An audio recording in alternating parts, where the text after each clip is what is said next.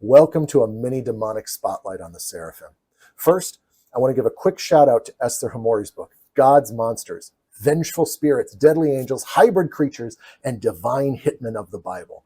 Hamori has put together an eminently readable and entertaining book that addresses a topic that's near and dear to my heart, religious monsters.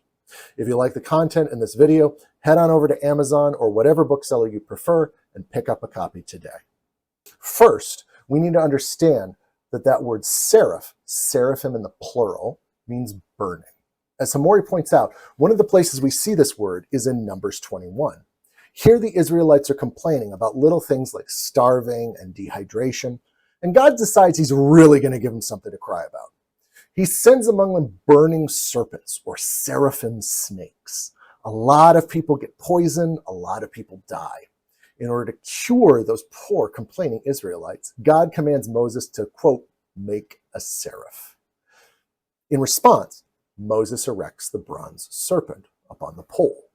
So what does that mean? Well, it means that the seraphim are really snake monsters. Not so much this, but this. Second, these snakes are unlike the snakes we see slithering around today. In Isaiah 6:2, we read, above it stood seraphim. Each one had 6 wings. With 2 he covered his face, with 2 he covered his feet, and with 2 he flew. That is, these snakes have feet. They also have hands, as is evinced by Isaiah 6:6. Quote, then one of the seraphim flew to me, having in his hand, a live coal, which he had taken with tongs from the altar. Hands and feet. Third, these are inherently violent creatures, just like the rest of God's monsters in the Hebrew Bible that Hamori's book covers.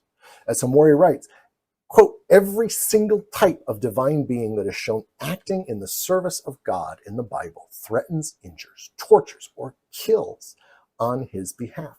Some are exclusively violent, like the destroyer. Others have multifaceted roles, like angels, who appear perfectly docile when performing one aspect of their job, but create mass carnage when doing another. Each type of being in God's service has its own profile, its characteristic set of job responsibilities, and every one of them includes doing the boss's dirty work, end quote. As Hamori explains, the problem for us understanding the connection between the actual descriptions of these creatures and how we imagine them is the intellectual baggage that we've been laden with. All translation is interpretation.